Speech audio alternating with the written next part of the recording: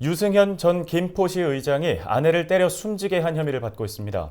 유 전 의장이 자신의 폭행 사실을 인정하면서 지역사회에도 큰 충격을 주고 있는데요. 스튜디오에 나와 있는 이세진 기자와 자세한 이야기 나눠보겠습니다. 이 기자, 경찰이 유 전 의장에게 살인죄 적용을 검토하고 있다고요? 네, 그렇습니다. 유승현 전 김포시 의장은 아내를 폭행해 숨지게 한 혐의를 받고 있는데요. 경찰은 상해치사 혐의로 유 전 의장에 대한 구속영장을 신청할 방침입니다. 사건이 발생한 게 15일 오후 5시쯤입니다. 유 전 의장은 김포에 있는 자신의 집에서 술에 취한 상태로 아내 A씨를 때려 숨지게 한 혐의를 받고 있는데요. 유 전 의장은 범행 직후 아내가 숨을 쉬지 않는다고 직접 119에 신고를 했습니다. 119 구급대가 도착을 했을 때 아내 A씨가 심정지 상태였던 것으로 알려졌는데요. 고인의 몸에는 멍이나 타박상 같은 상흔이 있었고 사건 현장에는 술병과 골프채 등이 남아있던 것으로 확인이 됐습니다. 유 전 의장은 경찰 조사에서 아내와 다퉜다는 사실을 시인을 했는데요.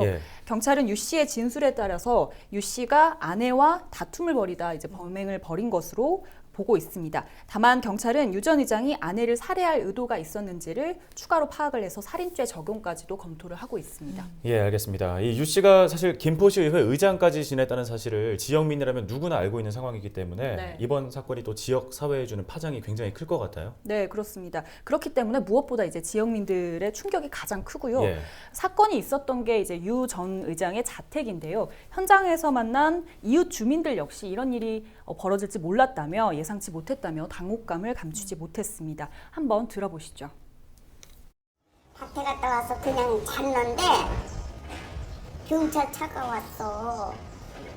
그랬더니 그 집에도 그 무슨 과학수사대 그 사람들이 허연 가운 그냥 그 두시에 입고 들어가더라고. 우리 아들이 뭐라는 줄 알아. 엄마 사람이 죽어야 저런 거 가져오면 저렇게 입고 오는데. 그러니까 여기 앞에 사람 죽었을 때 나왔었잖아.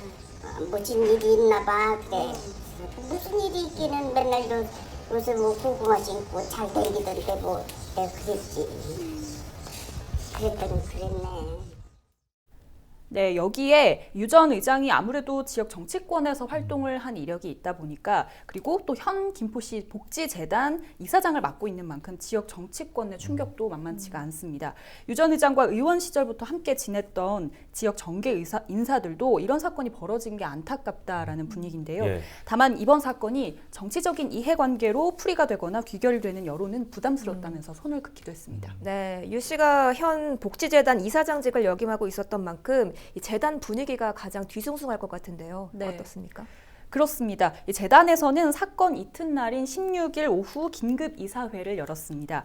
이사회에서는 이사장인 이제 유 이사장에 대한 뭐 해임안이나 아니면 직무대리안에 대한 이야기가 오고 간 것으로 보이는데요. 이사회 직후 이 재단 관계자를 만났지만 이 민감한 사항인 만큼 공식 입장을 밝히는 것을 꺼려하기도 했습니다. 한번 입장 한번 들어보시죠. 얘기 없어요. 결정된 사항이 없어요. 그럼 얘기할 거 없어요. 그러면 뭐 대리로 하신다거나 그런 부분에 대한 것도 나도 기록을 지금 예록을 작성하기 때문에 그거 보고 나서 말씀드릴게요.